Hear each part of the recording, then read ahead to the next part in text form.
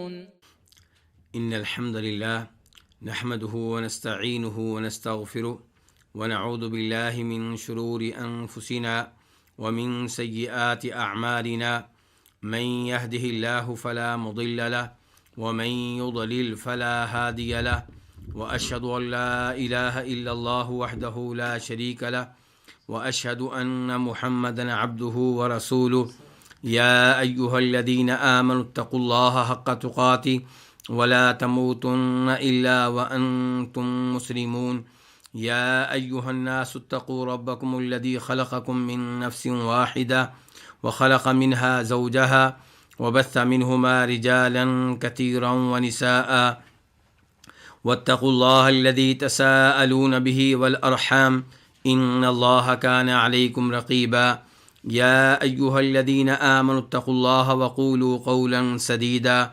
يصلح لكم أعمالكم ويغفر لكم ذنوبكم ومن يطع الله ورسوله فقد فاز فوزا عظيما أما بعد فإن خير الحديث كتاب الله وخير الهدي هدي محمد صلى الله عليه وسلم وشر الأمور محدثاتها وكل محدثة بدعة وكل بدعة ضلالة وكل ضلالة في النار۔ گزشتہ درس میں اللہ رب العزت کے کلام میں سے ان آیات کی تفسیر کا موقع ملا جن میں اللہ رب العزت نے منافقین کا تذکرہ کیا ہے، اور یہ آیت نمبر 8 سے لے کر آیت نمبر 15 تھی، لیکن ان کا تذکرہ اب بھی جاری و ساری ہے اور یہ آیت نمبر 20 تک جاری و ساری رہے گا۔ تو منافقین کے بارے میں چند آیات کی تفسیر پہلے ہو چکی تھی اور چند آیات کی تفسیر باقی ہے۔ آیت نمبر 16 سے آج آغاز کرتے ہیں۔ اللہ رب العزت ارشاد فرماتے ہیں، اولئک الذین اشتروا الضلالۃ بالہدی، یہی وہ لوگ ہیں جنہوں نے خریدا گمراہی کو ہدایت کے عوض۔ اولئک یہ اس میں اشارہ ہے اور اشارہ منافقین کی طرف ہو رہا ہے۔ الضلالہ گمراہی اور با عوض کا معنی دینے کے لیے ہے۔ فما ربحت تجارتہم، تو ان کی تجارت نفع بخش نہیں ہے، ان کی تجارت مفید نہیں ہے۔ وما کانوا مہتدین، اور نہیں ہیں یہ ہدایت پانے والے۔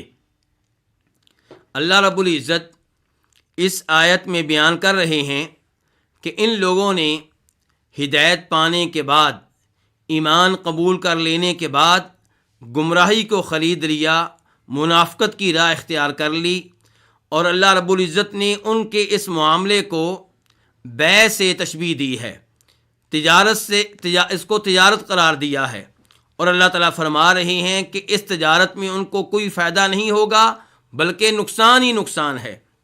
اور یہاں نقصان ہونے میں کیا شک و شبہ ہو سکتا ہے؟ اگر ایک انسان ہدایت دے کر اس کے بدلے میں گمراہی لے، حق دے کر اس کے بدلے میں باطل لے، خیر دے کر اس کے بدلے میں شر لے، تو اس کی تجارت کے نقصان دہ ہونے میں کوئی شک و شبہ نہیں ہے۔ اس کا نقصان انہیں دنیا میں بھی ہوگا اور آخرت میں بھی ہوگا۔ آخرت میں عذاب قبر کی شکل میں اور جہنم کے عذاب کی شکل میں۔ وما کانوا مہتدین، اور اللہ تعالیٰ یہ بھی بیان کر رہے ہیں کہ جن لوگوں نے اتنا بڑا قدم اٹھایا کہ ہدایت جیسی نعمت مل جانے کے بعد وہ گمراہی انہوں نے لے لی، تو یہ لوگ ہدایت پانے والے نہیں ہیں۔ یعنی کہ جو پہلے سے کافر ہو، جس کو ایمان نہ ملا ہو، جس کو توحید نہ ملی ہو، اس کے ہدایت پانے کی امید رہتی ہے، لیکن وہ شخص جو ہدایت مل جانے کے بعد، ایمان مل جانے کے بعد ایمان واپس کر دے، ہدایت کو واپس کر دے اور اس کے بدلے میں گمراہی لے لے، تو وہ ہدایت پانے والا نہیں ہے۔ اللہ رب العزت مزید ارشاد فرماتے ہیں آیت نمبر 17 میں، مثلہم کمثل الذی استوقد نارا، کہ ان کی مثال اس شخص کی مثال کی طرح ہے جس نے آگ جلائی۔ منافقین کی مثال کس مسئلے میں؟ ان کے ہدایت کے بدلے میں گمراہی کو خرید لینے کے مسئلے میں ان کی مثال اس شخص کی طرح ہے جس نے آگ جلائی یا جس نے کسی سے آگ جلانے کا مطالبہ کیا. استوقد نارا، اس نے کسی اور سے مطالبہ کیا آگ جلانے کا. فلما اضاءت ما حولہ، تو جب اضاءت، اس نے روشن کر دیا، کس نے؟ آگ نے. ما حولہ، اس کو جو اس کے ارد گرد ہے. تو ذہب اللہ بنورہم، تو اللہ لے گیا ان کے نور کو. وترکہم، اور ان کو چھوڑ دیا. فی ظلمات، کئی طرح کے اندھیروں میں. لا یبصرون، وہ نہیں دیکھتے. اور اللہ تعالیٰ فرماتے ہیں آیت نمبر 18 میں، سمن، بہرے ہیں. سمن یہ اسم کی جمع ہے، اور بکمن گونگے ہیں. اور بکمن کس کی جمع ہے؟ ابکم کی جمع ہے. عمیون اندھے ہیں، کس کی جمع ہے؟ اعمیٰ کی جمع ہے. فہم لا یرجعون، تو اس لیے وہ واپس نہیں لوٹیں گے.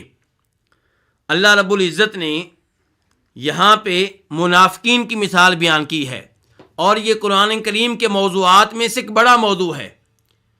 امثال دے کر اللہ رب العزت بہت سی چیزیں وعدے کرتے ہیں ان لوگوں کے لیے جن کو کئی چیزیں امثال کے بغیر سمجھ میں نہیں آتی. تو امثال کے ذریعے چیزیں مزید واضح ہو جاتی ہیں، اور امثال کے ذریعے اپنے موقف کو واضح کرنا یہ عادت ہے بڑے بڑے سمجھدار لوگوں کی. انبیاء کرام علیہم الصلوۃ والسلام کے کلام میں آپ کو امثال ملیں گی، اور اللہ کے اولیاء، علماء کرام، صحابہ کرام کی گفتگو میں آپ کو امثال ملیں گی. تو یہاں پہ بھی اللہ رب العزت نے مثال بیان کی ہے، اور اللہ تعالیٰ فرماتے ہیں سورہ عنکبوت میں کہ وَتِلْكَ الْأَمْثَالُ نَضْرِبُهَا لِلنَّاسِ وَمَا يَعْقِلُهَا إِلَّا الْعَالِمُونَ. اللہ نے سورہ عنکبوت میں مکڑی کی مثال بیان کی. اللہ نے وہاں پہ وعدے کیا کہ مشرکین نے اور کافروں نے اللہ کے علاوہ جن پہ بھروسہ کر رکھا ہے، جن پہ اعتماد کر رکھا ہے، جن کو مشکل کشا سمجھتے ہیں، جن کو حاجت روا سمجھتے ہیں، ان کی مثال مکڑی کے گھر کی طرح ہے، مکڑی کے جالے کی طرح ہے. مکڑی سمجھتی ہے کہ میں نے گھر تعمیر کر لیا، مجھے سردی سے محفوظ رکھے گا، گرمی سے محفوظ رکھے گا، دشمنوں سے محفوظ رکھے گا. لیکن انسان ایک انگلی کا اشارہ کرتا ہے اور مکڑی کا گھر تباہ و برباد ہو جاتا ہے. تو اس کی کوئی حیثیت نہیں ہے. مکڑی کا گھر مکڑی کو بچانے والا نہیں ہے. ایسے ہی مشرکین اللہ کو چھوڑ کے جن پہ توکل کیے ہوئے ہیں، جن پہ بھروسہ کیے ہوئے ہیں، جن پہ اعتماد کیے ہوئے ہیں، جن کو مشکل کشا سمجھتے ہیں، جن کو حاجت روا سمجھتے ہیں، ان پہ اعتماد کرنا ایسے ہی ہے جیسے مکڑی کا اپنے گھر پہ اعتماد کرنا ہے. کوئی حیثیت نہیں ہے اس کی. تو اللہ تعالیٰ یہ مثال واضح کرنے کے بعد کہتے ہیں وَتِلْكَ الْأَمْثَالُ نَضْرِبُهَا لِلنَّاسِ. یہ اور اس طرح کی دیگر امثال ہم لوگوں کے لیے بیان کرتے ہیں. کیوں بیان کرتے ہیں؟ تاکہ لوگ بات کو سمجھ جائیں. وَمَا يَعْقِلُهَا إِلَّا الْعَالِمُونَ. لیکن ان امثال کو صحیح معنوں میں سمجھنے والے کون ہوتے ہیں؟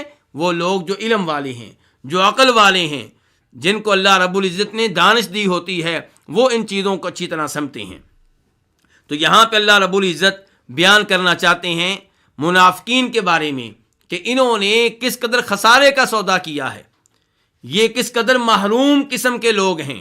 ان کے پاس ایمان کی نعمت آئی، توحید کی نعمت آئی، اور انہوں نے اسے ترک کر دیا. تو ان کی مثال اس آدمی کی طرح ہے جو اندھیرے میں ہے، کسی جنگل میں ہے، اور اس کے ساتھ دیگر لوگ بھی ہیں. ان کو روشنی کی ضرورت ہے. وہ دیکھنا چاہتے ہیں کہ ہم کہاں بیٹھے ہوئے ہیں، ہم نے کدھر جانا ہے، ہماری آئندہ منزل کا راستہ کون سا ہے، اور جہاں پہ ہم بیٹھے ہوئے ہیں یہاں پہ کیا خطرات ہیں. ان کو روشنی کی ضرورت ہے. ایک آدمی کی ڈیوٹی لگائی، اس نے آگ جلائی. آگ جلانے سے اس آدمی کا ارد گرد اس کا ماحول روشن ہو گیا، لیکن ادھر روشنی ہوئی، ادھر راستہ نظر آیا، اور ادھر آگ بجھ گئی. اب دوبارہ اندھیرے میں ہیں، دوبارہ مایوسیوں میں ہیں. اندھیرا رات کا بھی ہے اور روشنی ملنے کے بعد کا اندھیرا بھی ہے. تو ایک عجیب و غریب صورتحال ہے. پریشان ہیں، حیران ہیں. ان کو کچھ سمجھ نہیں آ رہا کہ ہم نے کدھر جانا ہے اور آئندہ کیا کرنا ہے اور ہمارا آئندہ موقف کیا ہونا چاہیے. اللہ رب العزت ارشاد فرماتے ہیں کہ یہ لوگ ہدایت سے محروم ہو جانے کے بعد روشنی سے محروم ہو جانے کے بعد اب کیا ہیں؟ بہرے ہیں، گونگے ہیں، اندھے ہیں. یعنی کہ ایک تو آگ سے محروم ہو گئے، اوپر سے کیا ہے کہ بہرے ہیں، گونگے ہیں، اندھے ہیں. اب ایسے آدمی کا کیا بنے گا؟ اس کا مستقبل کیا ہوگا؟ یہ کیسے صراط مستقیم پہ چل سکے گا؟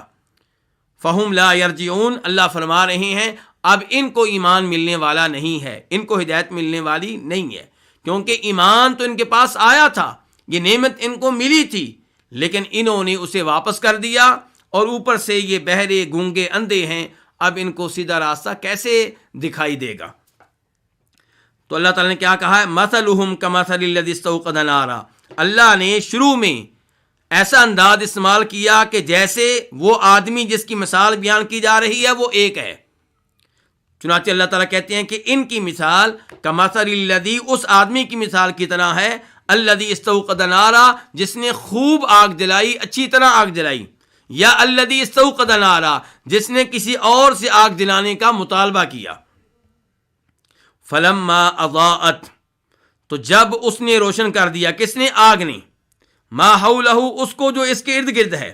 یہاں تک اللہ تعالیٰ تذکرہ کر رہے ہیں ایک آدمی کا، اس کے بعد اللہ تعالیٰ کہتے ہیں ذہب اللہ بنورہم، کہ جب آگ نے اس آدمی کے ارد گرد کو روشن کر دیا تو اللہ ان کے نور کو لے گیا. اب اللہ یہ نہیں کہہ رہے اللہ اس کے نور کو لے گیا، اللہ تعالیٰ کہہ رہے ہیں اللہ ان کے نور کو لے گیا، اور ان کو اللہ نے چھوڑ دیا فی ظلمات، ان کئی طرح کے اندھیروں میں، لا یبصرون، یہ نہیں دیکھتے. تو اللہ نے ایسا انداز کیوں استعمال کیا؟ اس میں کیا حکمت ہے؟ تو ہم سب کو یہ معلوم ہونا چاہیے کہ الذی اس میں موصول ہے، اور یہ عموم کے لیے آتا ہے، واحد کے لیے بھی، جمع کے لیے بھی، چونکہ عموم کے لیے ہے. تو شروع میں اللہ رب العزت نے واحد کے الفاظ استعمال کیے الذی کے لفظ کا اعتبار کرتے ہوئے، کیونکہ لفظ کے لحاظ سے الذی کیا ہے؟ واحد ہے. اور پھر آگے چل کے اللہ تعالی نے جمع کے الفاظ استعمال کیے، کیونکہ الذی معنی کے لحاظ سے کیا ہے؟ عموم کا فائدہ دیتا ہے، جمع کا فائدہ دیتا ہے. اور اس کی وضاحت ایک اور انداز سے بھی کی گئی ہے، اور وہ یوں کہ آگ جلانے والا ایک ہے، لیکن اس کے ساتھ اور لوگ بھی ہیں. تو شروع میں اللہ نے کہا کہ ان کی مثال اس آدمی کی طرح جس نے آگ جلائی، آگ جلانے والا ایک ہے، اور آگ نے اس ایک آدمی کے ماحول کو روشن کر دیا. اس کے بعد چونکہ اور لوگ بھی اس کے ساتھ موجود ہیں تو اللہ نے باقی مثال کو یوں بیان کیا کہ اللہ ان کے نور کو لے گیا. یعنی کہ امید کی کرن پیدا ہوئی تھی جب ایمان کی دولت ان کے پاس آئی تھی، پھر جب اللہ تعالیٰ ان کے نور کو لے گیا، اب دوبارہ مایوسیوں میں ہیں، اندھیروں میں ہیں. اور یہ اندھیرے کس چیز کے ہیں؟ کفر و شرک کے اندھیرے ہیں، نفاق کے اندھیرے ہیں. لا یبصرون، ان کو اب کوئی چیز سمجھ میں نہیں آ رہی. اب یہ تو تھیں آیات، اور یہ تھے قرآن کریم کے الفاظ. اب علماء کرام وعدے کرتے ہیں کہ اللہ رب العزت نے اس مثال میں ہم سے کیا کہنا چاہا ہے. عبداللہ ابن عباس رضی اللہ تعالیٰ عنہما اس مثال کو یوں وعدے کرتے ہیں، جیسا کہ امام طبری رحمہ اللہ ان سے روایت کرتے ہیں، ان سے بیان کرتے ہیں کہ اللہ نے یہاں پہ مثال بیان کی ہے منافقین کی. منافقین کی مثال اللہ نے یہ بیان کی کہ اللہ نے ان کو نور دیا، اللہ نے ان کو ایمان دیا، اللہ نے ان کو توحید اور اسلام کی نعمت دی، اور وہ اس نعمت پہ تھے. پھر انہوں نے منافقت کی راہ اختیار کر لی، لیکن بظاہر وہ کیا ہیں؟ مسلمان ہیں، بظاہر انہوں نے کلمہ پڑھا ہوا ہے، اس لیے ان کو حقوق مل چکے ہیں مسلمانوں والے. مسلمانوں سے نکاح کرتے ہیں، مسلمانوں سے رشتہ لیتے ہیں، مسلمانوں کو رشتہ دیتے ہیں، ان کے وارث بھی بنتے ہیں، ان کی طرح مال بھی ان کو ملتا ہے. اور چونکہ مسلمانوں میں شمار ہوتا ہے تو ان کا اپنا خون، ان کی اپنی جان محفوظ ہو چکی، ان کے بچوں کی جانیں محفوظ ہو چکی، ان کی عزت محفوظ ہو چکی، ان کا مال محفوظ ہو چکا. یہ ایمان کی وجہ سے ان کو فوائد ملے، جیسے اس آگ جلانے والے کو آگ جلانے کی وجہ سے کچھ روشنی ملی، پتہ چلا کہ راستہ کدھر ہے. وہ جب آگ بجھ گئی تو پھر دوبارہ طریقوں میں وہ چلا گیا، لیکن جب آگ جلی تھی تب اسے کچھ نہ کچھ فائدہ ہوا تھا.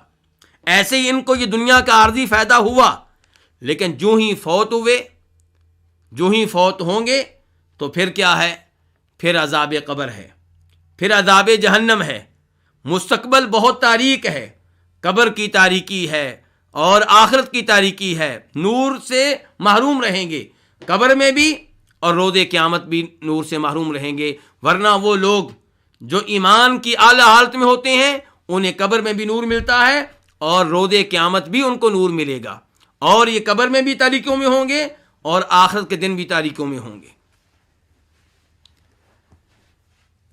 اور اس مثال کو علماء کرام نے ایک اور انداز سے بھی واضح کیا ہے۔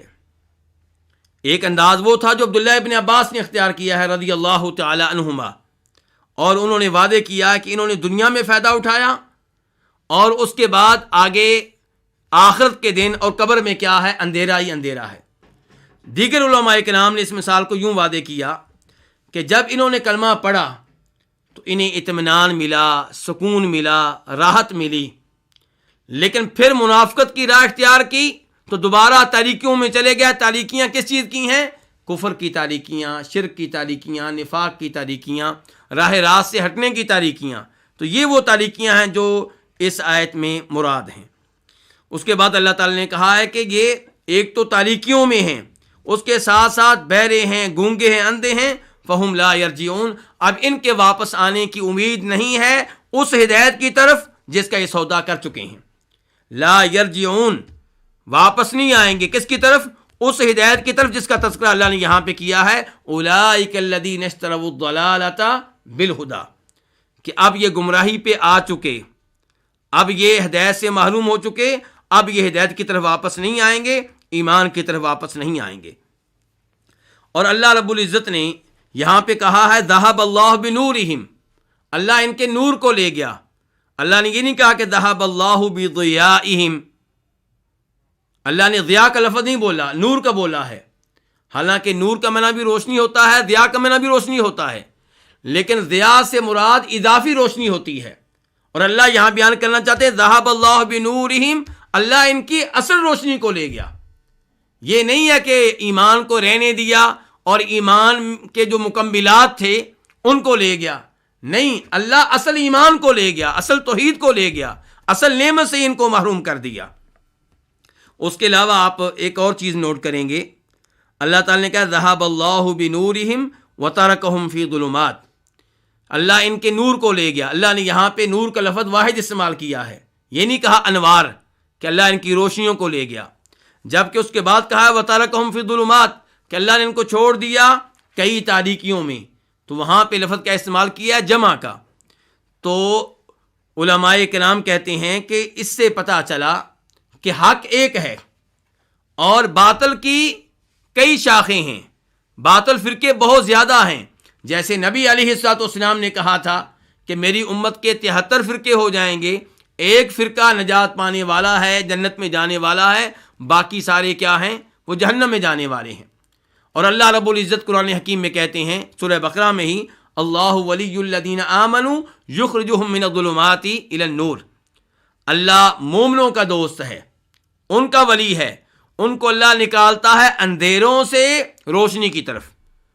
وہاں پہ بھی اللہ نے کہا ظلمات، اندھیرے، اور روشنی کی باری آئی تو یہ نہیں کہا روشنیوں کی طرف۔ اور اس کے بعد اللہ تعالیٰ کہتے ہیں والذین کفروا اولیاءہم الطاغوت، اور وہ لوگ جو کافر ہیں ان کے ولی کون ہیں، ان کے دوست کون ہیں؟ طاغوت، جن کی اللہ کے علاوہ عبادت کی جاتی ہے۔ وہ کیا کرتے ہیں؟ یخرجونہم من النور الی الظلمات، طاغوت جو ہیں ان کو جو ان کے پیچھے چلیں نور سے نکالتے ہیں تاریکیوں کی طرف۔ وہاں پہ بھی اللہ نے نور کا لفظ واحد بولا اور ظلمات کا لفظ جمع کے طور پہ بولا، تاریکیوں کا لفظ جمع کے طور پہ بولا، اور یہاں پہ بھی یہی صورتحال ہے۔ اور اسی کے مطابق وہ آیت ہے جو سورہ انعام میں آئی ہے وَأَنَّ هَذَا صِرَاطِي مُسْتَقِيمًا فَاتَّبِعُوهُ، اللہ تعالیٰ کہتے ہیں یہ ہے میرا صراط مستقیم، یہ ہے میرا سیدھا راستہ، تم اسی پہ چلو، وَلَا تَتَّبِعُوا السُّبُلَ، اور جو دیگر راستے ہیں ان کی پیروی نہ کرو، فَتَفَرَّقَ بِكُمْ عَنْ، وہ تمہیں اس سیدھے راستے سے وہ دیگر راستے ہٹا دیں گے۔ تو اللہ نے اپنے صراط مستقیم کے لیے واحد کا لفظ استعمال کیا، اور باطل راستوں کے لیے، گمراہ راستوں کے لیے اللہ نے جمع کا لفظ استعمال کیا۔ اور یہاں پہ بھی یہی ہے ذہب اللہ بنورہم وترکہم فی ظلمات لا یبصرون صم بکم عمی فہم لا یرجعون. یہ فا ان کے سبب کا معنی دے رہی ہے کہ چونکہ انہوں نے نور جو ہے اس کو چھوڑ دیا، ایمان کو چھوڑ دیا، تاریکیوں کو اختیار کر لیا، اندھیروں کو اختیار کر لیا، اور اوپر سے وہ کیا ہیں؟ بہرے ہیں، گونگے ہیں، اندھے ہیں. اس لیے اس وجہ سے، اس سبب سے اب وہ واپس نہیں آئیں گے. اس کے بعد اللہ تعالیٰ بیان فرماتے ہیں او کصیب من السماء فیہ ظلمات ورعد وبرق. یہاں سے اللہ تعالیٰ دوسری مثال بیان کر رہے ہیں. پہلی مثال میں اور دوسری مثال میں فرق کیا ہے؟ دوسری مثال میں اللہ تعالیٰ ان منافقین کا تذکرہ کر رہے ہیں جنہوں نے اسلام قبول کیا لیکن کبھی شکوک و شبہات میں مبتلا ہو جاتے ہیں، اور کبھی اسلام اور ایمان کے اوپر انہیں تسلی ہو جاتی ہے، متذبذب رہتے ہیں، کبھی ادھر کبھی ادھر، کبھی شکوک و شبہات ان کے دل میں گھر بنا لیتے ہیں اور کبھی ان کو اسلام پہ اطمینان مل جاتا ہے، ڈاواں ڈور رہتے ہیں. اور پہلی مثال میں کیا تھا کہ ایمان قبول کیا اور پھر پکے منافق ہو گئے. لیکن دوسری مثال میں وہ لوگ ہیں جو منافق ہیں لیکن کبھی کبھی وہ اسلام پہ مطمئن ہو جاتے ہیں، دین پہ مطمئن ہو جاتے ہیں. تو اللہ تعالیٰ کہہ رہے ہیں او کصیب من السماء، یا ان کی مثال، کن کی مثال؟ منافقین کی. او کصیب من السماء، یا ان کی مثال آسمان سے اترنے والی بارش کی طرح ہے. سیبن بارش کو کہتے ہیں، جیسا کہ نبی علیہ الصلوۃ والسلام بارش نازل ہونے پہ یہ دعا پڑھا کرتے تھے اللہم سیبا نافعا، کہ اے اللہ ہمارے اوپر کون سی بارش نازل فرما؟ نفع مند قسم کی بارش، اس بارش کو ہمارے لیے مفید قسم کی بارش بنا دے. تو او کصیب من السماء، یا ان کی مثال ہے آسمان سے اترنے والی بارش کی طرح. فیہ ظلمات ورعد وبرق، اس میں کیا ہے؟ ظلمات تاریکیاں ہیں، ورعد گرج ہے، وبرق اور بجلی ہے. تو سیب من السماء، آسمان سے اترنے والی بارش سے یہاں پہ مراد کیا ہے؟ دین اسلام. فیہ ظلمات ورعد وبرق، اس میں کیا ہے؟ تاریکیاں ہیں. اسلام میں تاریکیاں ہیں، اسلام میں گرج ہے. اس سے کیا مراد؟ یعنی کہ دین اسلام قبول کریں گے تو آپ کو مصائب کا سامنا کرنا پڑے گا، آپ کو تکالیف کا سامنا کرنا پڑے گا. وبرق، اور اس میں چمک بھی ہے، مسلمانوں کو کامیابیاں ملتی ہیں، مال ملتا ہے، تو یہ چیز بھی موجود ہے. یجعلون اصابعہم فی آذانہم، یہ لوگ ڈالتے ہیں اپنی انگلیاں اپنے کانوں میں. یجعلون، یہ ڈالتے ہیں. کون ہے یہ؟ ضمیر کدھر جا رہی ہے؟ یجعلون میں ہم ضمیر فاعل ہے، وہ کدھر جا رہی ہے؟ سیب من السماء کی طرف. یعنی کہ وہ لوگ جن پہ آسمانوں سے بارش نازل ہوئی، اور وہ کون ہے؟ منافقین. اور یہاں مراد کون ہے؟ منافقین کا وہ گروہ جس کے بارے میں وضاحت کر چکا ہوں کہ جنہوں نے اسلام قبول کیا لیکن ان کے دل میں شکوک و شبہات رہتے ہیں، اور کبھی کبھی اسلام پہ انہیں اطمینان بھی مل جاتا ہے. ان کا یہ حال وہی ہے جو اللہ رب العزت نے سورہ حج میں بیان کیا ہے.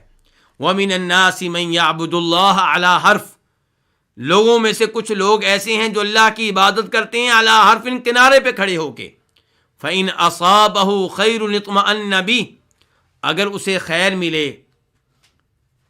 دنیا ملے، سکون ملے، تو اطمأن بِهِ، تو پھر وہ اللہ کی عبادت پہ، اللہ کی توحید پہ اور ایمان پہ مطمئن ہو جاتے ہیں. وَإِنْ أَصَابَتْهُ فِتْنَةٌ انقلب عَلَى وَجْهِهِ، اور اگر اس پہ آزمائشیں آئیں، اس کا امتحان لیا جائے، مصائب آئیں، تو پھر وہ پھر جاتا ہے اپنے چہرے کے بل، چھوڑ دیتا ہے اللہ کی عبادت کو، چھوڑ دیتا ہے ایمان کو، چھوڑ دیتا ہے توحید کو. خسرت الدنیا والآخرہ، ایسے لوگ دنیا میں بھی نقصان اٹھانے والے ہیں، آخرت میں بھی نقصان اٹھانے والے ہیں. ذالک هو الخسران المبین، اللہ تعالیٰ کہتے ہیں یہ واضح طور پہ گھاٹا ہے، واضح طور پہ نقصان ہے. تو یہاں پہ بھی اللہ نے بیان کیا ان کے بارے میں کہ یہ لوگ، یہ منافق جنہوں نے دین اسلام قبول کیا لیکن دین میں کیا ہیں؟ دین میں اندھیرے ہیں، گرج ہے، مصائب ہیں، مشکلات ہیں، وبرکن اور چمک بھی ہے. تو یجعلون اصابعہم، تو یہ لوگ جن پہ یہ بارش نازل ہوئی یہ ڈالتے ہیں اصابع میں اپنی انگلیاں. کہاں ڈالتے ہیں؟ فی آذانہم، اپنے کانوں میں. من الصواعق، کیوں ڈالتے ہیں؟ کڑکنے والی بجلیوں کی وجہ سے. من یہ سببیہ ہے، اور صواعق جمع ہے کس کی؟ صاعقۃن، جی کڑک. حذر الموت، کیوں ڈالتے ہیں؟ کڑکنے والی بجلیوں کی وجہ سے ڈالتے ہیں. تو مسئلہ کیا ہے؟ مسئلہ یہ ہے، ڈر یہ ہے کہ اگر کانوں میں انگلیاں نہیں ڈالیں گے تو ان کو خطرہ ہے موت کا. حذر الموت، موت کے ڈر سے. تو اللہ تعالیٰ نے یہاں پہ واضح کیا کہ یہ لوگ جن کے اوپر بارش نازل ہوتی ہے، اب بارش کے ساتھ ساتھ ظاہر ہے اندھیرا بھی ہوتا ہے، گرج بھی ہوتی ہے، بجلی بھی چمک رہی ہوتی ہے. تو جن لوگوں کے اوپر بارش نازل ہوتی ہے وہ کیا کرتے ہیں؟ کانوں میں انگلیاں ڈال لیتے ہیں. خطرہ ہوتا ہے کہ کہیں اس گرج سے ہم مر ہی نہ جائیں، تو موت کے ڈر سے اپنے کانوں میں انگلیاں ڈال لیتے ہیں.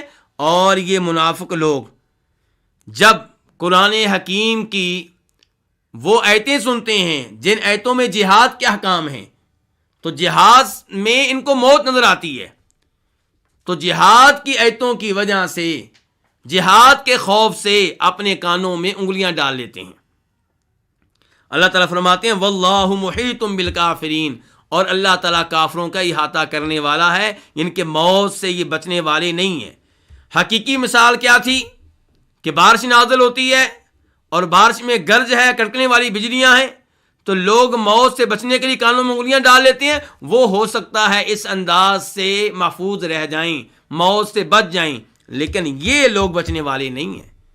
یہ موت سے بھاگ نہیں سکتے، یہ اللہ کے عذاب سے بھاگ نہیں سکتے، اللہ کی پکڑ سے بچ نہیں سکتے. واللہ محیط بالکافرین، اللہ تعالیٰ کافروں کا احاطہ کرنے والا ہے. یہاں پہ اللہ رب العزت نے یہ کہا ہے کہ یجعلون اصابعہم، وہ اپنی انگلیاں ڈالتے ہیں اپنے کانوں میں. یہاں پہ سوال یہ پیدا ہوتا ہے کہ کیا پوری انگلی کان میں ڈالنا ممکن ہے؟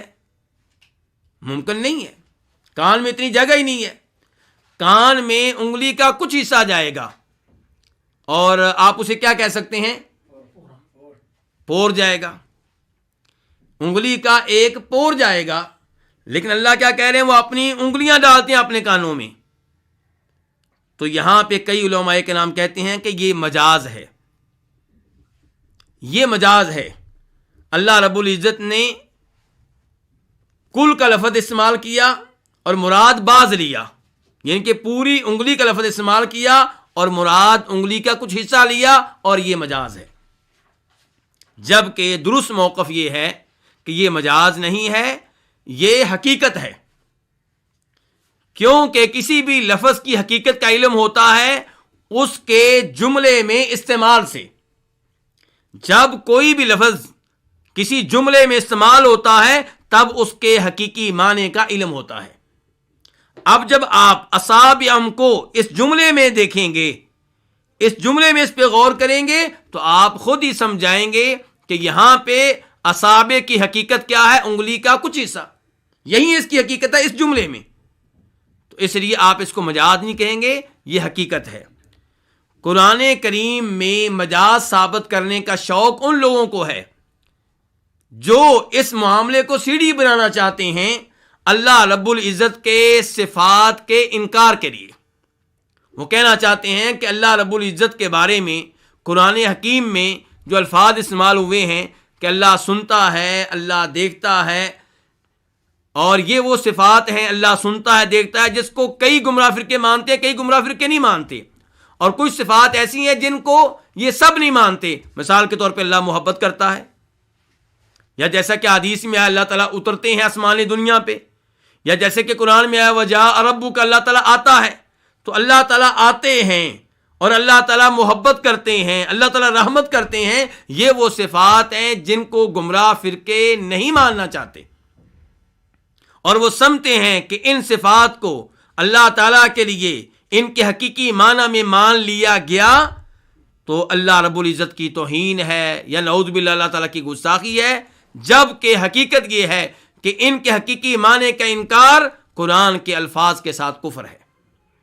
قرآن کے الفاظ کی تحریف ہے۔ اللہ کہتے ہیں وجاء ربک، تیرا رب آئے گا، اور یہ کہتے ہیں نہیں آئے گا۔ اللہ تعالیٰ کہتے ہیں میں محبت کرتا ہوں متقی لوگوں سے، عدل و انصاف کرنے والے لوگوں سے، اور یہ کہتے ہیں اللہ تعالیٰ محبت نہیں کرتا۔ تو یہ تو اللہ تعالیٰ کے کلام کے کچھ الفاظ کے ساتھ کفر کے مترادف ہے۔ تو بہرحال یہاں پہ یجعلون اصابعهم فی آذانہم، یہ الفاظ اپنے حقیقی معنی میں وارد ہوئے ہیں، اور یہاں پہ ان کی حقیقت یہی ہے کہ انگلی کا کچھ حصہ کان میں داخل ہوتا ہے، کیونکہ اللہ نے یہ نہیں کہا کہ یجعلون اصابعهم، اللہ نے کہا یجعلون اصابعهم فی آذانہم۔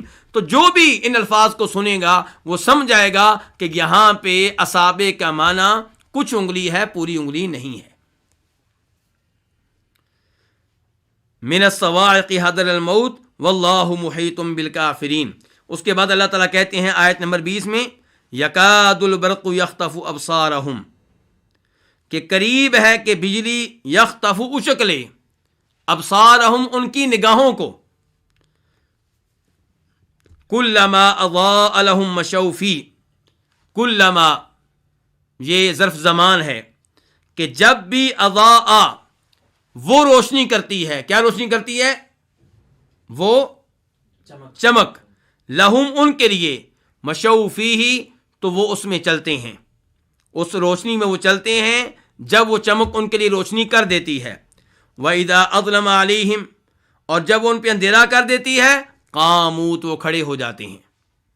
تو یہ بالکل وہی ہے جس کا تذکرہ سورہ حج میں آیا ہے اور جس کی طرف میں پہلے اشارہ کر چکا ہوں۔ اللہ تعالیٰ کیا کہتے ہیں کہ وَمِنَ النَّاسِ مَن يَعْبُدُ اللَّهَ عَلَىٰ حَرْفٍ فَإِنْ أَصَابَهُ خَيْرٌ اطْمَأَنَّ بِهِ وَإِنْ أَصَابَتْهُ فِتْنَةٌ انقلب عَلَىٰ وَجْهِهِ خَسِرَ الدُّنْيَا وَالْآخِرَةَ۔ تو یہ چمک سے مراد کیا ہے؟ مسلمانوں کو ملنے والی کامیابیاں۔ تو جب مسلمانوں کو کامیابیاں ملتی ہیں تو مسلمان فتح پاتے ہیں، مسلمانوں کو عزت ملتی ہے، ان کو شان ملتی ہے، مقام ملتا ہے، مال ملتا ہے، تو تب یہ بھی مطمئن ہو جاتے ہیں کہ ہم نے کلمہ پڑھا ہوا ہے اسلام کا، اور ٹھیک ہے، یہی دین ٹھیک ہے، اور ہمیں انہی کے ساتھ رہنا چاہیے اور انہی کے ساتھ جڑ جانا چاہیے۔ لیکن اللہ رب العزت کی سنت ہے، اللہ رب العزت کا طریقہ کار ہے کہ اللہ تعالیٰ اپنے بندوں کو آزماتے ہیں، ان کا امتحان لیتے ہیں، ان پہ مصائب نازل کرتے ہیں، ان کو مشکلات میں داخل کرتے ہیں۔ تو جب یہ صورتحال ہوتی ہے تب یہ کیا کرتے ہیں؟ وَإِذَا أَظْلَمَ عَلَيْهِمْ قَامُوا، جب وہ بجلی ان پہ اندھیرا کر دیتی ہے، جن کے وہ چمک باقی نہیں رہتی، وہ بجلی باقی نہیں رہتی، قاموا کھڑے ہو جاتے ہیں۔ ہدایت کا سفر ادھر ہی رک جاتا ہے، اسلام کی طرف آگے بڑھنے کا سفر ادھر ہی رک جاتا ہے، وہیں پہ کھڑے ہو جاتے ہیں۔ وَلَوْ شَاءَ اللَّهُ لَذَهَبَ بِسَمْعِهِمْ وَأَبْصَارِهِمْ، اور اگر اللہ تعالیٰ چاہے تو اللہ تعالیٰ لے جائے ان کے کانوں کو اور ان کی آنکھوں کو۔ یہ اس لحاظ سے تو محروم ہیں کہ ان کے پاس کان ہیں لیکن کانوں سے حق بات نہیں سنتے، ان کے پاس آنکھیں ہیں لیکن آنکھوں سے حق نہیں دیکھتے، لیکن بہرحال کان موجود ہیں، آنکھیں موجود ہیں۔ اللہ تعالیٰ کہہ رہے ہیں اگر میں چاہوں تو ان کو سرے سے ہی میں کانوں سے محروم کر دوں اور آنکھوں سے محروم کر دوں، بینائی سے محروم کر دوں، قوت سماع سے محروم کر دوں، لیکن اللہ تعالیٰ ان کو ڈھیل دے رہا ہے، ان کی رسی کو دراز کر رہا ہے۔ اللہ رب العزت نے ان کو جیسے باقی نعمتیں دے رکھی ہیں ایسے ہی سننے کی نعمت دے رکھی ہے، لیکن یہ اس سے کیا سنتے ہیں؟ غلط چیزیں سنتے ہیں۔ حق سنتے ہیں تو فائدہ نہیں اٹھاتے۔ نگاہیں اللہ نے دے رکھی ہیں، نگاہ سے کیا دیکھتے ہیں؟ باطل دیکھتے ہیں، غلط چیزیں دیکھتے ہیں، حرام چیزیں دیکھتے ہیں، اور ان کو چاہیے تھا کہ اللہ کی دی ہوئی آنکھوں کو استعمال کرتے حق کو دیکھنے کے لیے، اللہ تعالیٰ کی نشانیوں کو دیکھنے کے لیے، اللہ تعالیٰ کی مخلوقات پہ غور و فکر کرنے کے لیے، تاکہ ان کے ذریعے اللہ تعالیٰ کی وحدانیت تک پہنچ جاتے۔ ان اللہ علی کل شیء قدیر، بے شک اللہ تعالیٰ ہر چیز پہ قادر ہے، یعنی کہ اللہ رب العزت ہر چیز پہ قادر ہیں، اور ان چیزوں میں سے جن پہ اللہ قادر ہیں ان میں سے ایک کیا ہے کہ اللہ ان کو قوت سماع سے محروم کر دے، ان کو دیکھنے کی صلاحیت سے محروم کر دے، اللہ ان سے ان کی نگاہیں چھین لے، اللہ تعالیٰ ان سے ان کے کان چھین لے۔ اللہ تعالیٰ کے لیے کچھ مشکل نہیں ہے، لیکن وہ جو اللہ کا نظام ہے، اللہ کا سسٹم ہے، اس کے مطابق اللہ تعالیٰ ان کی رسی دراز کر رہا ہے اور ان کو مہلت دے رہا ہے۔ یہاں پہ منافقین کے تذکرے کا اختتام ہو رہا ہے. اس کے بعد اللہ رب العزت یا ایھا الناس کہہ رہے ہیں.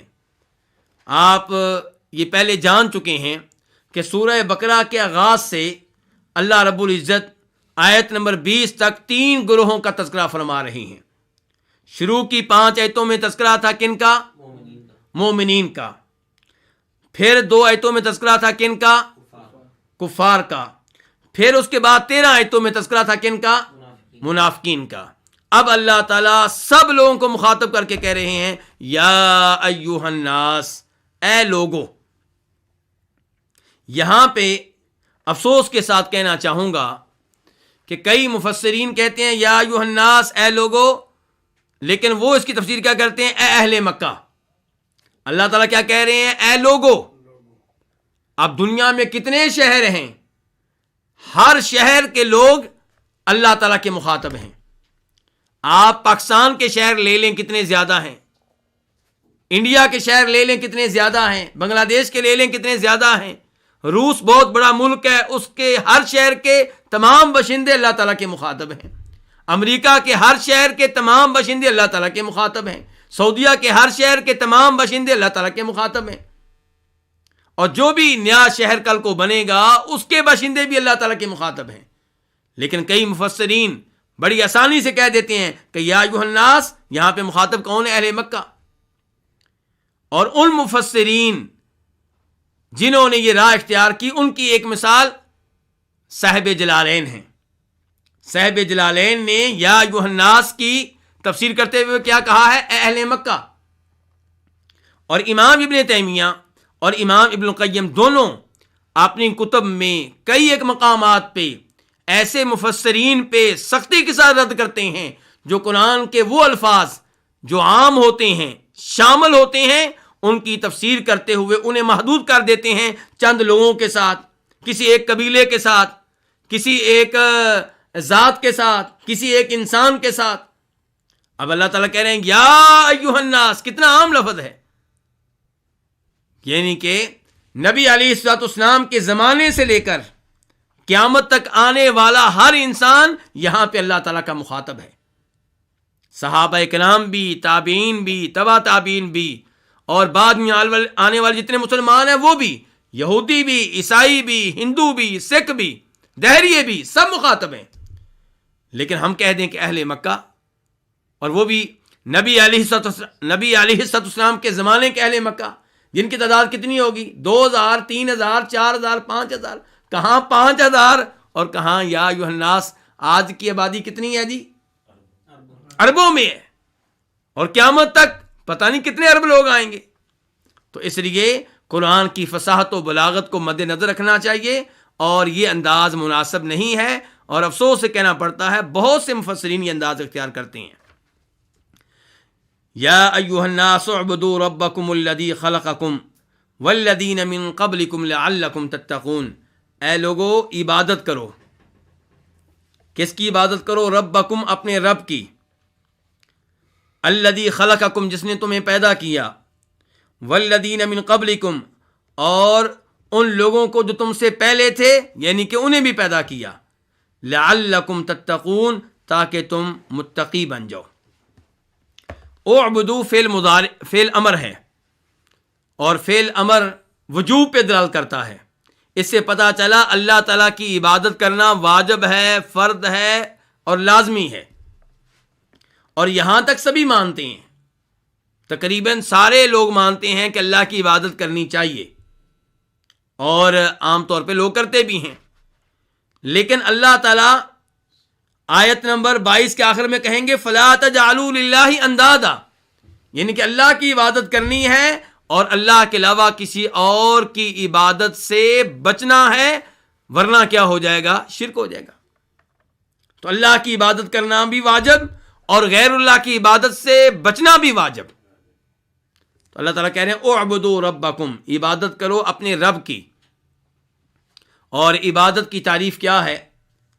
امام ابن تیمیہ رحمہ اللہ فرماتے ہیں ہوا اسم جامع لکل ما یحبہ اللہ ویرضاہ من الاقوال والافعال الظاہرۃ والباطنہ، کہ عبادت یہ جامع ترین لفظ ہے، اور یہ کس چیز پہ مشتمل ہے؟ یہ ہر اس قول کو شامل ہے جس سے اللہ تعالیٰ کو محبت ہو، جس پہ اللہ راضی ہوتے ہوں، چاہے وہ ظاہری قول ہو یا باطنی قول ہو، دل کا قول ہو یا زبان سے ادا کیا ہوا قول ہو۔ اور ایسے ہی عبادت ہر اس عمل کو کہتے ہیں جس سے اللہ تعالیٰ کو محبت ہو، جس پہ اللہ راضی ہوتے ہوں، وہ عمل ظاہری ہو یا باطنی ہو، دل کا عمل ہو یا ہمارے اعضاء کا عمل ہو۔ تو اللہ تعالیٰ کہہ رہے ہیں اعبدوا ربکم، اپنے رب کی عبادت کرو۔ رب کس کو کہتے ہیں؟ رب کے بارے میں پہلے گفتگو ہو چکی ہے اللہ تعالیٰ کے فرمان الحمدللہ رب العالمین کی تفسیر میں، تو وہاں پہ ذکر کیا گیا تھا کہ رب وہ ہوتا ہے، رب اس سید کو کہتے ہیں، اس سردار کو کہتے ہیں جس کی اطاعت کرنا واجب ہو، ضروری ہو، لازمی ہو۔ رب کس کو کہتے ہیں؟ رب اس کو کہتے ہیں جو پالنے والا ہو، شروع سے لے کر آخر تک کسی بھی چیز کو پالنے والا وہ رب ہے۔ رب مدبر الامور کو کہتے ہیں، جو ایک ایک معاملے کی تدبیر کرنے والا ہو۔ رب مالک کو کہتے ہیں، اور یہ تمام معانی اللہ رب العزت میں، اللہ رب العزت کے اوپر جب ہم رب کا اطلاق کرتے ہیں تو اس لفظ میں یہ سارے معنی داخل ہو جاتے ہیں۔ اللہ تعالیٰ رب ہیں اس لحاظ سے کہ اللہ ہر ایک کو پالنے والے ہیں، اللہ تعالیٰ رب ہیں اس لحاظ سے کہ اللہ تعالیٰ ہر ایک کے ہر معاملے کی تدبیر کرنے والے ہیں، اللہ تعالیٰ رب ہیں اس لحاظ سے کہ اللہ تعالیٰ ہر ایک کے مالک ہیں۔ تو اللہ تعالیٰ مکمل طور پہ رب ہیں، اور یہاں پہ اللہ نے کہا اعبدوا ربکم، اپنے رب کی عبادت کرو۔ یہ ربوبیت عامہ ہے یا خاصہ ہے؟ یہ ربوبیت عامہ ہے، کیونکہ تمام لوگوں کا رب، اے لوگوں اپنے رب کی عبادت کرو، تو اللہ سب کا رب ہے۔ اور یہاں پہ پھر اشارہ کر دوں کہ اللہ تعالیٰ مطلق طور پہ رب ہیں، اور اللہ تعالیٰ کے علاوہ جن پہ رب کا اطلاق ہوتا ہے وہ مطلق طور پہ نہیں ہوگا، مقید طور پہ ہوگا، یعنی کہ کسی قید کے ساتھ ہوگا، اضافت کے ساتھ ہوگا۔ آپ کہیں گے یہ آدمی اس گھر کا مالک ہے، رب ہذہ الدار، اس گھر کا یہ مالک ہے، اس گھر کا یہ رب ہے۔ یا آپ کہیں گے یہ آدمی رب ہذہ السیارہ، یہ اس گاڑی کا رب ہے، اس کا مالک ہے۔ لیکن الرب مطلق طور پہ رب وہ کون ہے؟ اللہ رب العزت۔ اللہ تعالیٰ کے علاوہ کوئی نہیں ہے جو مطلق طور پہ رب ہو۔ تو اے لوگو اعبدوا ربکم، اپنے رب کی عبادت کرو، الذی خلقکم، جس نے تمہیں پیدا کیا، والذین من قبلکم، اور جس نے ان لوگوں کو پیدا کیا جو تم سے پہلے تھے، یعنی کہ تمہارا خالق بھی وہی، تمہارے آباء و اجداد کا آدم علیہ السلام تک جتنے بھی انسان آئے ہیں سب کا خالق وہی۔ جب رب وہ ہے، جب خالق وہ ہے تو عبادت بھی اسی کی ہوگی۔ لعلکم تتقون، اپنے رب کی عبادت کرو تاکہ تم متقی بن جاؤ۔ لعل عام طور پہ معنی کس کا دیتا ہے؟ ترجی کا، یعنی کہ عام طور پہ ہم لعل کا معنی کیا کرتے ہیں؟ میں امید کرتا ہوں، شاید کہ تم، یہ معنی کیا جاتا ہے، لیکن یہاں پہ معنی کیا جا رہا ہے؟ تاکہ۔ تو یہاں پہ لعل ترجی کا معنی نہیں دے رہا بلکہ تعلیل کا معنی دے رہا ہے، کیونکہ کلام کرنے والا کون ہے؟ اللہ رب العزت۔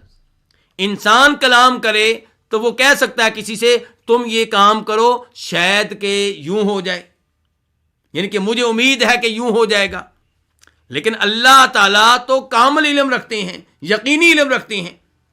تو اللہ تعالیٰ جب لعل استعمال کرتے ہیں اپنے کلام میں، جب اللہ تعالیٰ کہتے ہیں لعل، تو وہاں پہ ترجی کا معنی نہیں ہو سکتا، یعنی کہ یہ نہیں ہو سکتا کہ اللہ تعالیٰ کہیں کہ لعل میں امید کرتا ہوں۔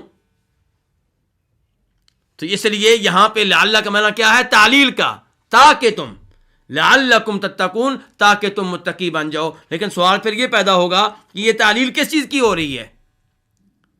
یہ سبب کس چیز کا بیان کیا جا رہا ہے؟ تو ایک قول یہ ہے کہ یہ اعبدو کی تعلیل ہے کہ اپنے رب کی عبادت کرو، لعلکم تتقون، تاکہ تم متقی بن جاؤ۔ دوسرا قول یہ ہے کہ یہ خلقکم کی تعلیل ہے کہ اللہ نے تم کو پیدا کیا ہے تاکہ تم متقی بن جاؤ۔ اب ان دو میں سے صحیح قول کون سا ہے؟ تو ہم کہیں گے دونوں قول صحیح ہیں، اپنے رب کی عبادت کرو تاکہ تم متقی بن جاؤ. اللہ نے تم کو پیدا کیا کیوں؟ تاکہ تم متقی بن جاؤ. اللہ نے تمہیں پیدا کیا ہے کیوں؟ تاکہ تم متقی بن جاؤ. اس کی دلیل اللہ تعالیٰ کا وہ فرمان بھی ہے جس میں اللہ تعالیٰ فرماتے ہیں وَمَا خَلَقْتُ الْجِنَّ وَالْإِنسَ إِلَّا لِيَعْبُدُونَ، کہ میں نے تمام جنوں کو اور تمام انسانوں کو اس لیے پیدا کیا ہے تاکہ وہ میری عبادت کریں، یعنی کہ صرف اور صرف میری عبادت کریں. اس کام کے لیے میں نے تمام جنوں کو اور تمام انسانوں کو پیدا کیا ہے. اس کا مطلب یہ ہے کہ اللہ نے تمام جنوں تمام انسانوں کو پیدا کیا تاکہ متقی بن جائیں، صرف اللہ کی عبادت کرنے والے بن جائیں. جب انسان صرف اللہ کی عبادت کرنے والا ہو تو کیا ہوگا؟ متقی ہوگا. تو دونوں قول جو ہیں وہ درست ہیں. اس کے بعد اللہ تعالیٰ فرماتے ہیں آیت نمبر 22 میں الذی جعل لکم الارض فراشا والسماء بناء، جس نے تمہارے لیے زمین کو بچھونا بنایا. فراشا کا معنی کیا؟ بچھونا. والسماء بناء، اور آسمان کو بنایا چھت. اللہ رب العزت کے ان مزید افعال کا اور اوصاف کا تذکرہ ہو رہا ہے جن کی وجہ سے صرف ایک اللہ کی عبادت کرنی چاہیے. اللہ تعالیٰ یہاں پہ بیان کر رہے ہیں کہ جو رب ہے اسی کی عبادت کرو. اور اعبدوا میں توحید عبادت کا تذکرہ ہے اور ربکم میں توحید ربوبیت کا تذکرہ ہے. آپ جانتے ہیں کہ توحید کی کتنی اقسام ہیں؟ 3. ایک ہے توحید عبادت، یعنی کہ آپ کی ہر عبادت، انسان کی ہر عبادت اللہ تعالیٰ کے لیے ہو، ہر سجدہ اللہ کے لیے، ہر رکوع اللہ کے لیے، اور جب بھی جانور ذبح کرے اللہ رب العزت کے نام پہ، نظر جب بھی مانے اللہ رب العزت کے لیے، طواف جب بھی کرے اللہ تعالیٰ کے لیے. عبادت کی تمام اقسام اللہ تعالیٰ کے لیے کر دینا اور اس میں کسی اور کو شریک نہ کرنا، یہ کیا ہے؟ توحید عبادت. اور دوسرے نمبر پہ کیا ہوتی ہے؟ توحید ربوبیت، کہ اللہ تعالیٰ کو اللہ کے ان افعال میں جو ربوبیت کے خصائص میں سے ہیں ایک جاننا. مثال کے طور پہ ربوبیت کے خصائص کیا ہیں؟ پیدا کرنا، تو پیدا کرنے والا کون ہے؟ تنہا ایک اللہ. اور ایسے ہی غیبی طور پہ انسان کی مدد کرنا، یہ اللہ تعالیٰ کے خصائص میں سے ہے. تو اس قسم کے جتنے بھی اللہ کے خصائص ہیں، بیٹا دینا، شفا دینا، جو نمازیں نہیں پڑھتا رہا، روزے نہیں رکھتا رہا، زنا کرتا رہا اور قتل و غارت کرتا رہا، تو یہ اللہ تعالیٰ کے حقوق کو نظر انداز کرتا رہا، تو ان گناہوں کو معاف کرنا یہ اللہ تعالیٰ کے خصائص میں سے ہے. تو ان خصائص میں اللہ تعالیٰ کو ایک جاننا، ان افعال میں اللہ تعالیٰ کو ایک جاننا، یہ کیا ہے؟ توحید ربوبیت ہے. اور تیسرے نمبر پہ توحید کی قسم کون سی ہوتی ہے جی؟ توحید اسماء و صفات. اللہ تعالیٰ کو اللہ کے ناموں اور صفات میں ایک جاننا، یعنی کہ پہلے نمبر پہ ان تمام ناموں کو ماننا، ان تمام صفات کو ماننا جو اللہ نے اپنے لیے بیان کی ہیں یا اللہ تعالیٰ کے لیے اللہ کے رسول صلی اللہ علیہ وسلم نے بیان کی ہیں. اللہ کا جو نام قرآن میں آیا، اللہ کا جو نام صحیح حدیث میں آیا، اللہ کی جو بھی صفات قرآن میں آئیں، اللہ کی جو بھی صفات صحیح حدیث میں آئیں، ان سب کو ماننا اور تعویل سے بچنا، تحریف سے بچنا، تعطیل سے بچنا. اور دوسرے نمبر پہ اللہ تعالیٰ کو ان ناموں اور صفات میں ایک جاننا. جو اللہ کے نام ہیں ان ناموں میں اللہ کا کوئی شریک نہیں ہے. کچھ ایسے اللہ کے نام ہیں جن ناموں میں اللہ کا کوئی شریک نہیں ہے، نہ الفاظ میں اور نہ معانی میں. مثال کے طور پہ رحمان، تو رحمان ایسا اللہ کا نام ہے جس میں اللہ کا کوئی شریک نہیں. خالق، پیدا کرنے والا، یہ اللہ کا وہ نام ہے جس میں اللہ کا کوئی شریک نہیں. اور کچھ اللہ کے نام ایسے ہیں جن میں اللہ کے دوسرے لوگ بھی شریک ہوتے ہیں لیکن لفظی طور پہ، معنی کے لحاظ سے نہیں. مثال کے طور پہ رحیم، رحم کرنے والا. تو رحیم جو ہے یہ اللہ کی کئی مخلوقات کے اوپر بھی استعمال ہوتا ہے. ہمارے نبی علیہ الصلوۃ والسلام کے اوپر یہ لفظ استعمال ہوا ہے قرآن حکیم میں. لقد جاءکم رسول من انفسکم عزیز علیہ ما عنتم حریص علیکم بالمؤمنین رؤوف الرحیم. اللہ نے آپ کو یہاں پہ رؤوف الرحیم قرار دیا ہے. تو آپ رحم کرنے والے ہیں. تو اللہ بھی رحیم، محمد رسول اللہ بھی رحیم صلی اللہ علیہ وسلم. لیکن لفظ کے لحاظ سے یہ لفظ اللہ کے اوپر بھی بولا جا رہا ہے، اللہ کے رسول کے اوپر بھی، اگرچہ اللہ کے اوپر اس کا استعمال ہوگا ال کے ساتھ اور مخلوق کے اوپر اس کا استعمال ہوگا ال کے بغیر. اور معنی کی طرف آ جائیں تو جو اللہ کی رحمت ہے اس سے مخلوق کی رحمت کا کوئی مقابلہ ہی نہیں ہے. اللہ کی رحمت ہر عیب سے پاک، ہر کمزوری سے پاک اور انقطاع سے بھی پاک، وہ منقطع ہونے والی نہیں ہے. جبکہ مخلوق کی رحمت اس میں کمزوریاں ہی کمزوریاں ہیں، اس میں عیب ہی عیب ہیں. مخلوق وہاں پہ بھی رحم کرتی ہے جہاں پہ رحم کرنے والا نہیں ہوتا، جہاں پہ رحم نہیں کرنا چاہیے. مخلوق اس انسان پہ رحم کر لیتا ہے جو رحم کے قابل نہیں ہوتا، اور اللہ کی رحمت وہاں برستی ہے جہاں پہ برسنی چاہیے. اور مخلوق کی رحمت منقطع ہو جائے گی، مخلوق کی رحمت کسی دن منقطع ہو جائے گی، ختم ہو جائے گی. اللہ کی رحمت منقطع ہونے والی نہیں ہے.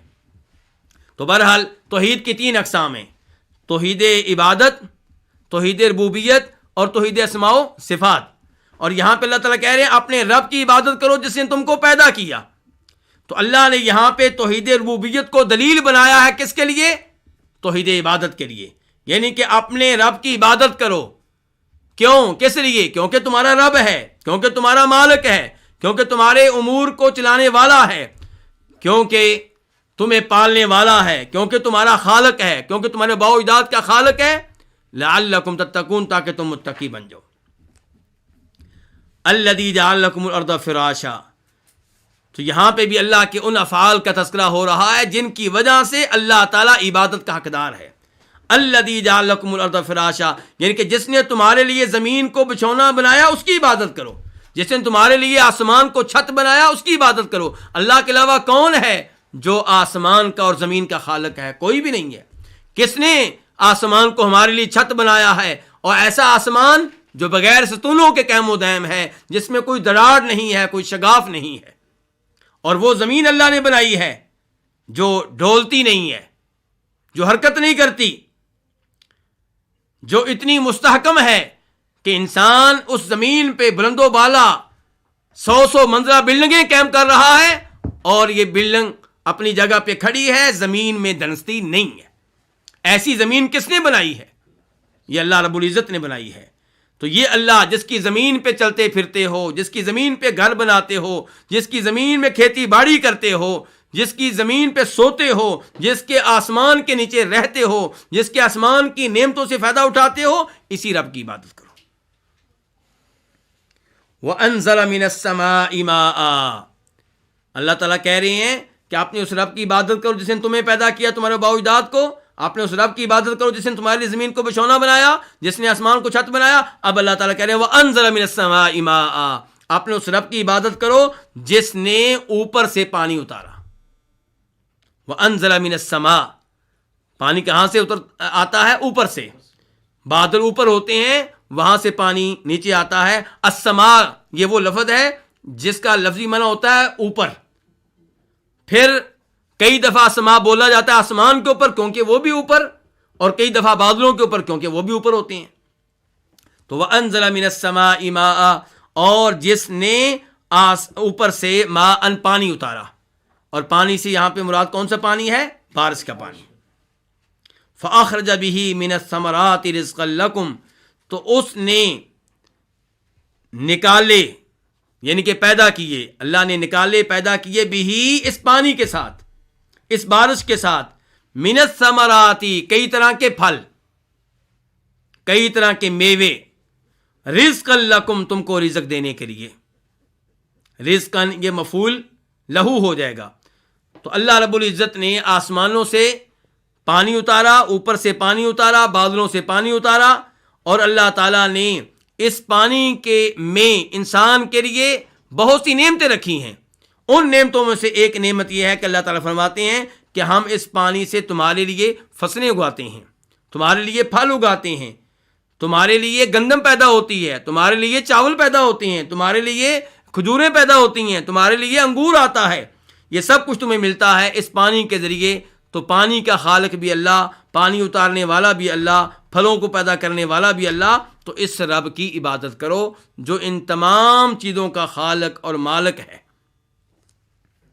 اس کے بعد اللہ تعالیٰ فرماتے ہیں فَلَا تَجْعَلُوا لِلَّهِ أَنْدَادًا وَأَنْتُمْ تَعْلَمُونَ، اللہ تعالیٰ کے لیے شریک نہ بناؤ۔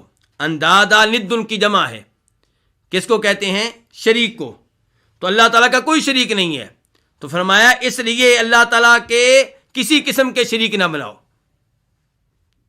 اور نبی صلی اللہ علیہ وسلم کی ایک حدیث اس آیت کے قریب قریب ہے، جس کو امام بخاری وغیرہ روایت کرتے ہیں، اور اس کے راوی ہیں جناب عبداللہ بن مسعود رضی اللہ تعالیٰ عنہ، کہ نبی علیہ الصلوۃ والسلام سے سوال ہوا ای الذنب اعظم، کون سا گناہ تمام گناہوں میں سب سے بڑھ کر ہے، جو سب سے بڑے جرم کی حیثیت رکھتا ہے، جو قباحت میں سب سے آگے ہے؟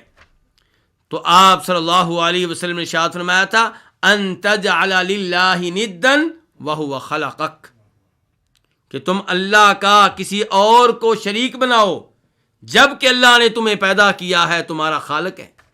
یعنی کہ جن کو اللہ کا شریک بنا رہے ہو تمہارے خالق نہیں ہیں، تم مخلوق کو اللہ کا شریک بناؤ، اس سے بڑا جرم کیا ہے؟ اور یہاں پہ بھی یہی صورتحال ہے، فَلَا تَجْعَلُوا لِلَّهِ أَنْدَادًا، جب اللہ تمہارا بھی خالق، تم سے پہلے لوگوں کا بھی خالق، اب جس کو بھی اللہ کا شریک بناؤ گے وہ کیا ہوگی؟ حقیقت میں مخلوق ہوگی۔ تو کمزور سی مخلوق کو خالق کا شریک بنا دینا، یہ کون سی عقل مندی ہے؟ یہ کتنا بڑا جرم ہے۔ اور اللہ رب العزت پھر بھی انسان کو مہلت دیتے ہیں کہ شاید سدھر جائے، شاید توحید پہ آ جائے، شاید راہ راست پہ آ جائے۔ تو اللہ تعالیٰ کہتے ہیں فَلَا تَجْعَلُوا لِلَّهِ أَنْدَادًا، اللہ کے کسی قسم کے شریک نہ بناؤ، وَأَنْتُمْ تَعْلَمُونَ، جب کہ تم جانتے ہو۔ کیا جانتے ہو؟ تم جانتے ہو کہ تمہارا رب کون ہے؟ اللہ۔ تمہارا مالک کون ہے؟ اللہ۔ تمہیں پیدا کرنے والا کون ہے؟ اللہ۔ اور تمہارے لیے زمین کو بچھونا کس نے بنایا ہے؟ اللہ، اللہ نے۔ اور آسمان کو تمہاری چھت کس نے بنایا ہے؟ اللہ نے۔ اور بارش کا پانی نازل کرنے والا کون ہے؟ اللہ۔ یہ سب حقائق تمہارے علم میں ہیں، پھر بھی تم اللہ کے ساتھ ان کو شریک بناتے ہو جن کا پیدا کرنے میں کوئی حصہ نہیں، زمین کو بچھونا بنانے میں کوئی حصہ نہیں، آسمان کو چھت بنانے میں کوئی حصہ نہیں، اور اوپر سے بارش کا پانی نازل کرنے میں کوئی حصہ نہیں، اور زمین سے فصلیں اگانے میں کوئی حصہ نہیں، ان کو تم اللہ کا شریک بناتے ہو۔ یہ کتنا بڑا جرم ہے، اور یہ کتنی یعنی کہ قباحت کے لحاظ سے بری چیز ہے۔ تو یہ کام تم نہ کرو۔ اور یہاں پہ ایک اور حدیث بھی آپ کے سامنے رکھنا چاہوں گا، فَلَا تَجْعَلُوا لِلَّهِ أَنْدَادًا کے تعلق سے، جسے امام بخاری الادب المفرد میں، امام احمد اپنی مسند میں، اور دیگر کئی ائمہ حدیث نے روایت کیا ہے۔ اس حدیث کا مفہوم یہ ہے کہ نبی علیہ الصلوۃ والسلام سے کسی صحابی نے کسی بات پہ کہہ دیا کہ ما شاء اللہ وشئت، کیا اللہ کے رسول وہ ہوگا جو اللہ چاہے گا اور جو آپ چاہیں گے؟ یعنی کہ مشیت میں نبی علیہ الصلوۃ والسلام کو اللہ کا کیا بنا دیا؟ شریک بنا دیا۔ اور آپ جانتے ہیں کہ واو کس لیے ہوتی ہے؟ یہ للجمع، جمع کے لیے ہوتی ہے۔ تو گویا کہ نبی صلی اللہ علیہ وسلم کو اللہ کے ساتھ مشیت میں شریک کر دیا گیا، یعنی کہ میں وہ کچھ کروں گا جس کے مطابق اللہ کی مشیت ہوگی اور آپ کی مشیت ہوگی۔ گویا کہ اللہ کی اور اللہ کے رسول کی مشیت برابر ہو گئی صلی اللہ علیہ وسلم، جبکہ اللہ خالق ہے اور نبی علیہ السلام مخلوق ہیں، اگرچہ تمام انسانوں میں سب سے افضل ہیں، سب سے اعلیٰ ہیں، سب سے مقدس ہیں، سب سے محترم ہیں، لیکن بہرحال مخلوق ہیں۔ تو مخلوق کو خالق کے ساتھ برابر کرنا مشیت میں درست نہیں ہے۔ تو اس لیے آپ نے کیا کہا؟ اجعلتنی للہ ندا، کیا تو نے مجھے اللہ کا شریک بنا دیا ہے؟ قل ما شاء اللہ وحدہ، یہ کہو کہ وہ کروں گا جو تنہا اللہ چاہے گا۔ اور اللہ تعالیٰ قرآن حکیم میں کیا ارشاد فرماتے ہیں؟ وما تشاءون الا ان یشاء اللہ رب العالمین، کہ تمہاری مشیت اس وقت تک اس کا کوئی فائدہ نہیں ہے جب تک کہ اللہ کی مشیت اس کے پیچھے نہ ہو۔ تو اصل کیا ہے اللہ کی مشیت؟ اللہ جب کچھ چاہیں اور پھر انسان چاہے تو ہوتا ہے، اگر انسان کوئی چیز چاہے اور اللہ نہ چاہے تو ایسا کام بالکل نہیں ہوتا۔ تو بہرحال مشیت میں بھی اللہ کے ساتھ کسی اور کو شریک نہیں کرنا چاہیے۔ اللہ تعالیٰ وحدہ لا شریک ہے، اس لیے فرمایا فلا تجعلوا للہ اندادا وانتم تعلمون، اللہ کے کسی قسم کے شریک نہ بناؤ جب کہ تم جانتے ہو، یعنی کہ تم جانتے ہو کہ اللہ کا کوئی بھی شریک نہیں ہے ربوبیت کے خصائص میں، ربوبیت کے افعال میں۔ اللہ رب العزت سے دعا ہے کہ ہمیں قرآن حکیم سمجھنے کی توفیق عنایت فرمائے، اور اللہ تعالی ہمیں توحید کو صحیح معنوں میں اپنانے کی توفیق عنایت فرمائے۔ وآخر دعوانا ان الحمد للہ رب العالمین۔